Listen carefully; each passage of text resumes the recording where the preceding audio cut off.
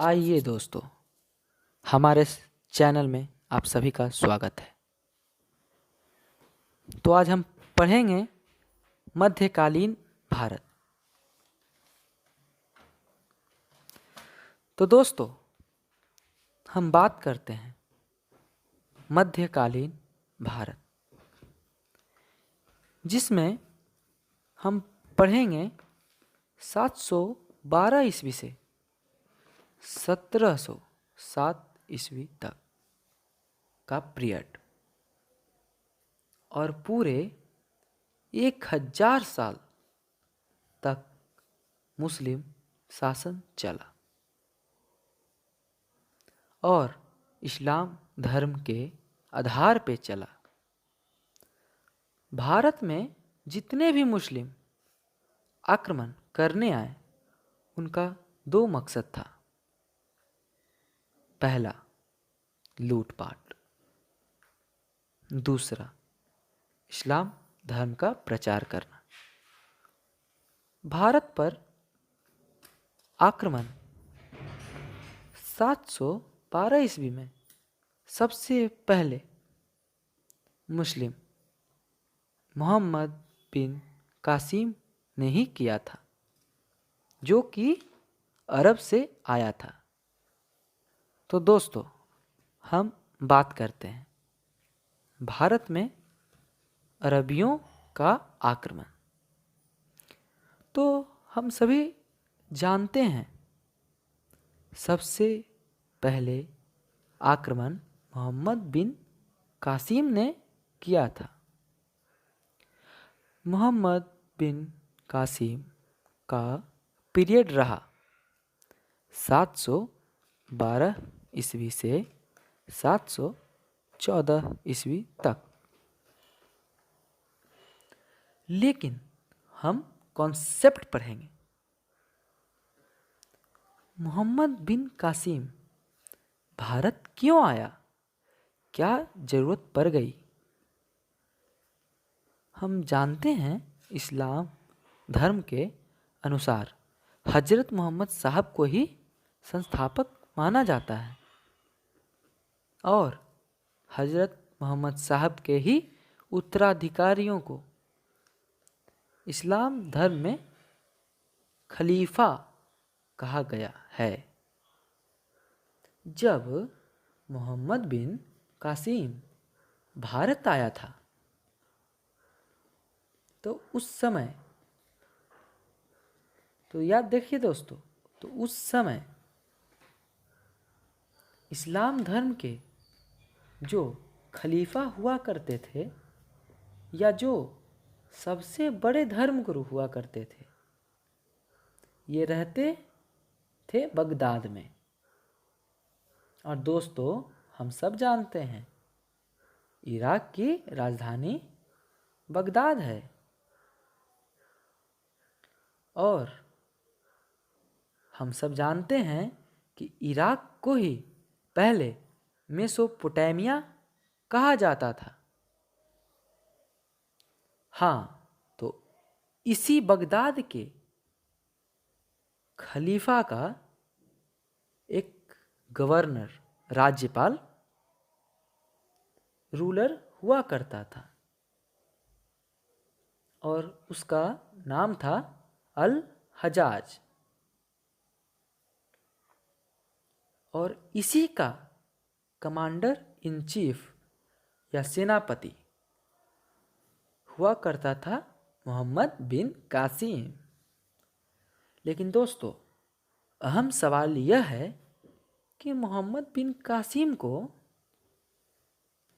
हिंदुस्तान में आने की क्या जरूरत पड़ गई? तो बात है हिंदुस्तान की। हिंदुस्तान में प्रवेश करने के लिए केवल एक ही रास्ता उत्तम हुआ करता था, वह है सिंध।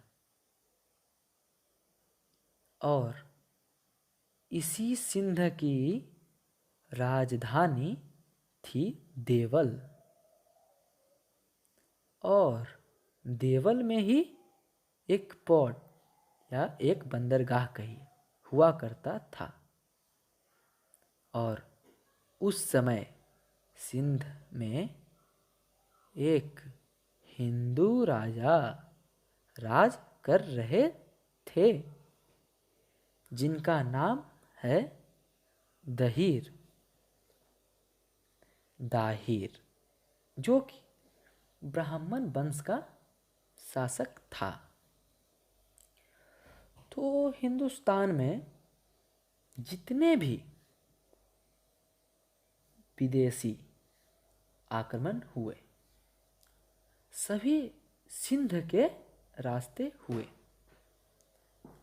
कारण ये है, अगर हम गुजरात से अरबियन सी से लेकर वे ऑफ बंगाल तक बात करें तो सारे समुद्र से घिरे हुए थे। उत्तर में हमारे पास हिमालय था, जहाँ से आक्रमण करना नामुमकिन था। तो इसलिए आक्रमण सिर्फ कहाँ से हो सकता था? सिंध से। और दोस्तों, हम सब जानते हैं कि सिंध वही पंजाब था जो अभी वर्तमान में पाकिस्तान में है। तो अरबियन लोगों का जहाज देवल के पास बंदरगाह था, वहीं से व्यापार के लिए आया करता था। लेकिन हिंदुस्तान के राजा दाहिर बार बार हमेशा उन पे आक्रमण कर दिया करते थे और धन भी लूट लेते थे। तो इसलिए लोगों का कहना था, दाहिर के अयोग्यता के कारण गुलाम बनने का कारण था। वो अपने सैनिक से अरबियन के जहाज पर आक्रमण करवाकर लूटपाट कर लिया करता था। तो एक बार दोस्तों क्या हुआ, जब अल हजाज के पानी के जहाज देवल बंदरगाह से गुजर रहे थे, जितने भी अल हजाज के जहाज थे, दाहिर ने अपने सैनिक से लूटवा लिया, जिससे कि अल हजाज के पानी से जाते हुए जहाज के लूट के कारण भारी नुकसान हुआ। उसका इकोनॉमिकल लॉस हो गया। तो ये नुकसान था बगदाद के खलीफाओं का। इसलिए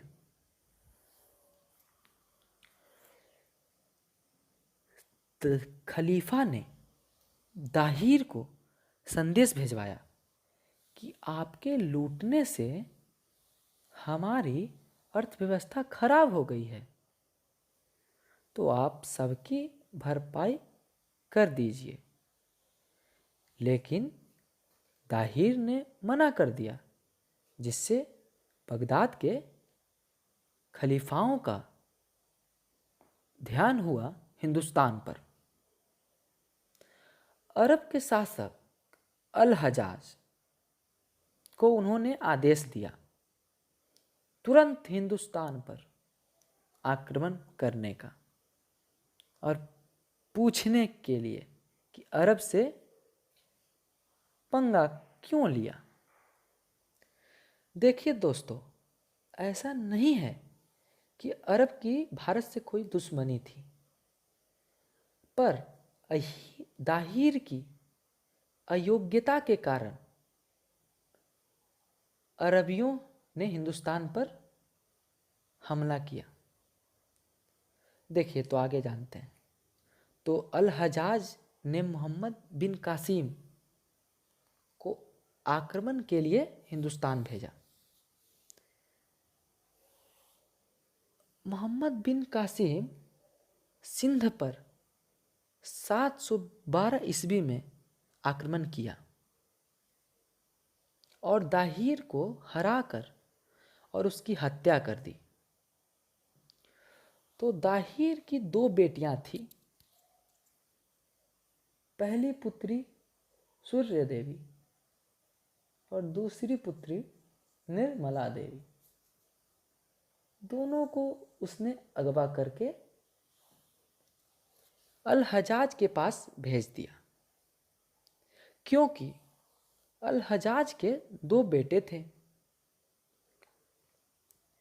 उन दोनों बेटों के लिए उसने उन्हें भेज दिया और सिंध पर 712 ईस्वी में अधिकार हुआ मोहम्मद बिन कासिम का। अब आइए दोस्तों कुछ इंपॉर्टेंट पॉइंट्स जो एग्ज़ाम में पूछे जा सकते हैं। तो पहला मुसलमान जो भारत पर आक्रमण किया वो था मोहम्मद बिन कासिम। मोहम्मद बिन कासिम ने ही जजिया की शुरुआत की। जजिया जो है नॉन मुस्लिम पे टैक्स लगाया जाता था। 1/2 से 2/3 कर वसूल किया जाता था जजिया। लेकिन मोहम्मद बिन कासिम ब्राह्मणों, विधवाओं और विकलांगों पर जजिया नहीं लगाया था। और मोहम्मद फिरोज शाह तुगलक पहला शासक था जिसने जजिया ब्राह्मणों पर भी लगाया। और दोस्तों इसके बारे में हम लोग पढ़ेंगे तुगलक वंश में। पर पहला जजिया मोहम्मद बिन कासिम ने ही लगाया था। देखिए दोस्तों, मोहम्मद बिन कासिम ने गोल्डन कॉइन्स भी चलाया और इन सिक्कों को दिरहम कहा जाता था। और दोस्तों हम सभी जानते हैं कि दिरहम अभी भी यूएई यूनाइटेड अरब एमिरेट्स की करेंसी है। इसके बाद लेकिन आपसे पूछा जाए एग्ज़ाम में कि शुद्ध सोने के सिक्के किसने चलवाए, तो वो थे इंडो ग्रीक, हिंदू यूनानी। ये हम एंशियंट में पढ़ेंगे। और अगर आपसे पूछे भारत में सोने के सिक्के चलाने वाले यूरोपियंस कौन थे, तो वो थे डच। तो ध्यान रखेंगे भारत में जितने भी मुस्लिम आक्रमण करने आए सभी सफल क्यों रहे, इसके 2 कारण हैं।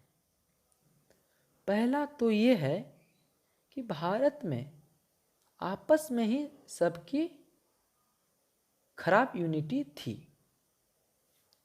दूसरा अरबियन हॉर्सेज, क्योंकि हमारे हिंदुस्तान में हाथियों का प्रयोग युद्ध में राजा महाराजा करते थे और हम सभी जानते हैं कि घोड़े हाथियों से जल्दी काम करते हैं। भारत में अरबी घोड़े मोहम्मद बिन कासिम लेकर आया और इसी ने खजूर की खेती और ऊँटों की पालन शुरू की और भारत में खजूर की खेती शुरू हुआ सिंध में। अगर परीक्षा में पूछा जाए कि मॉनसून शब्द किसने लाया, तो यह है अरबियंस, जिसे हम भारत में वर्षा बोलते हैं। अरबियंस ने ही एटलस मानचित्रावली बनाई। हमारी दो किताबें, चरक संहिता, जिसके रचयिता चरक महर्षि हैं,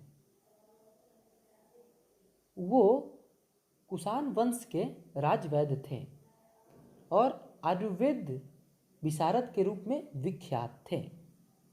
और दूसरी किताब पंचतंत्र, जिसके रचयिता विष्णु शर्मा हैं, को अरबी भाषा में अनुवाद किया।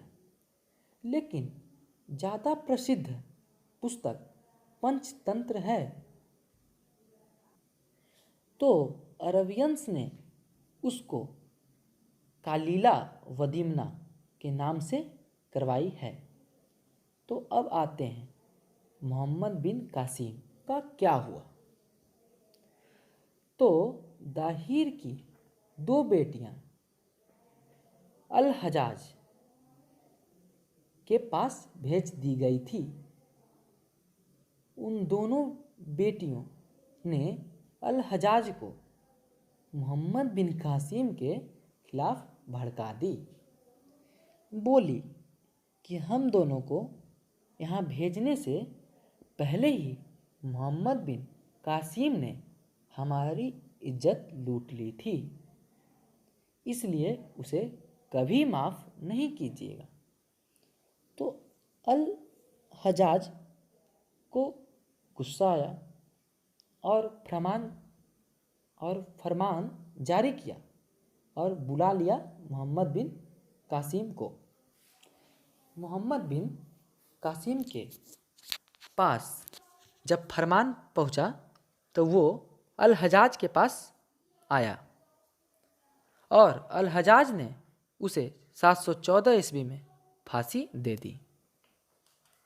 और इसी के साथ अरब आक्रमण खत्म होता है। अगर आपको हमारी वीडियो अच्छी लगी तो हमारे वीडियो को लाइक करें, शेयर करें और हमारे चैनल को सब्सक्राइब करें। और हाँ, बेल आइकन दबाना बिल्कुल ना भूलें। जय हिंद, जय भारत।